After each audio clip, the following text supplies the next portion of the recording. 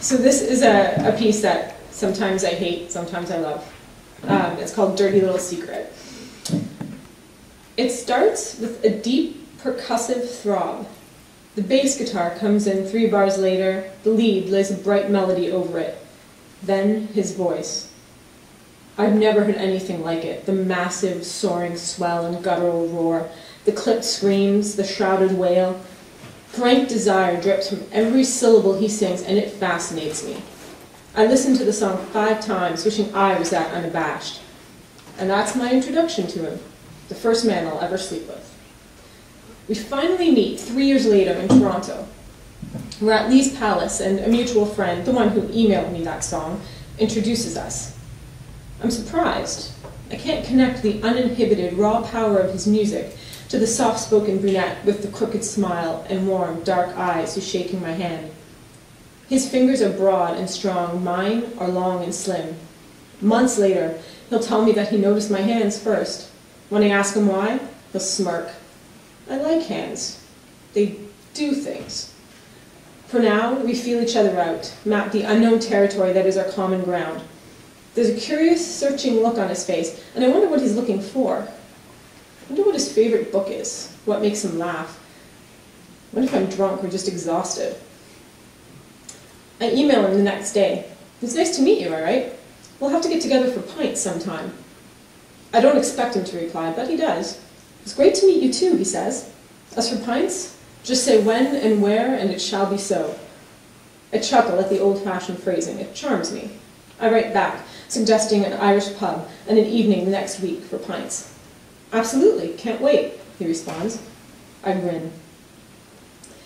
He's there, reading Der Spiegel in a booth, when I arrive. I slide in on the other side, and we smile. We sit there for the next 6 hours, I time it, drinking beer and talking. I surprise myself by speaking like I've known him for years. I feel defenseless, stripped bare, but he still wears the vaguely quizzical expression I saw at Lee's Palace. Something about me seems to intrigue or confuse him.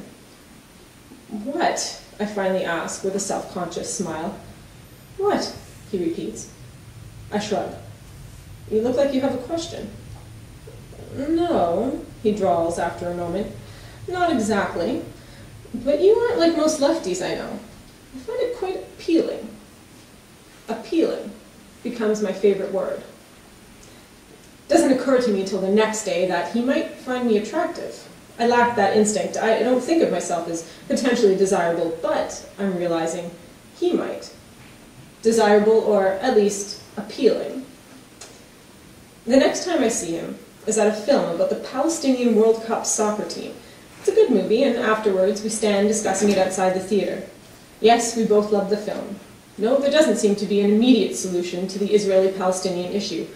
Wow, is it still that early? Neither of us want to part, and neither of us want to say so. Finally, I suggest coffee. He looks relieved. We end up with a table by Future's Cafe's constantly opening and closing door. The early spring night is chilled, and I'm not dressed for it. He unwinds the white and red scarf from around his neck and hands it to me across the table. He's telling me about the international solidarity movement as he does. Thanks.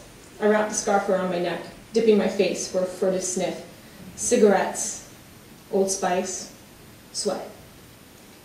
2 hours later, he looks at his watch, then me. I'm afraid I have to call it a night, he admits reluctantly. So we pay our bill, gather our things, and walk to Bathurst Station. He goes west, I go east. As we're about to part, he turns to me and grins. I grin back. Then he steps forward and gathers me up in a long, hard hug. That hug will be one of my clearest memories of him.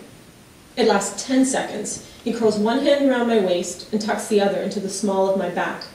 His cheek is cool and solid and rough against mine. For years, I'll think of those 10 seconds and smile. I know by now that something is happening between us, so I'm not really surprised when he emails, suggesting dinner somewhere near my apartment. We live on opposite ends of the city, and as he points out, there's no reason for us both to commute. I agree. My fingers are curiously weightless on the keyboard. The left side of my brain is focused on forming grammatical sentences, punctuation, the mechanics of typing. My right brain is already days ahead, curled into his chest and buried in the dip of his throat. I take a sharp breath. I can still smell the Old Spice cigarette sweat of his scarf. Eventually I reply, "Sure, we can hang out at my place after dinner if you like." Send. He responds 10 minutes later. "Sounds good. I've been keen to see it for a while now." Keen?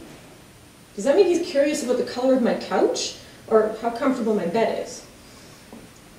We're both early this time. I spot an empty corner table and lead the way. As we sit down, he shrugs out of his jean jacket and asks, "Have you ever tried Irish whiskey?" I haven't, and I'm not sure I want to, but I do. Irish whiskey, it turns out, is one of my favorite drinks. We have a second round, burgers, a third round. Then he leans back and studies me. "So, what do you feel like doing now?" "Well," I pretend to consider our options. "We could have another drink. We could go for a walk. We could go back to my place for coffee." He replies quickly, "Coffee sounds good. Just let me use the little boy's room." He rests his hand on my leg for a moment before pushing himself up. I don't even think to tease him about calling it the little boy's room. I rub the warm spot he left on my thigh and wait. My place is 5 minutes away. That's how long I have to decide if I'm going to tell him. I don't want to. I don't want to lie either. But at 29, I should have had my share of sexual experience. I should know what I like, how to figure out what he likes, and I don't. The idea of confessing such ignorance nauseates me. So, no. My dirty little secret will remain mine. I stand by that decision as we pass Broadview subway station and turn into the alley that leads to my building. I stand by it while we're in the elevator, riding up to the 7th floor. I don't even change my mind when I let him into my apartment and he places his sneakers neatly by the door. We're side by side on my couch now, and I can feel him all along my body, from shoulder to hip and hip to knee. He takes my hand. I freeze. He turns it over to stroke my palm, and I shiver, which makes me chuckle. He strokes my palm again, then goes past my wrist and up my forearm. My eyes flutter shut. "Am I boring you?" I can hear the cheeky grin in his voice. I laugh and open my eyes. Things happen quickly from there. He's fumbling with the buttons on my shirt when I grab his hands. He looks down at me, a little punch drunk, and I mark the moment in my mind. This is the first time I've ever turned anyone on. Take a deep breath. Open my mouth. Close it. "What?" he asks, amused. I've never lacked words before. Again, I open my mouth. Again, I close it. "What?" He's concerned now. I look away from him towards my television. Needs dusting. Then I look him in the eye and mutter, "I've never had sex before." He blinks once, twice. Then he shrugs.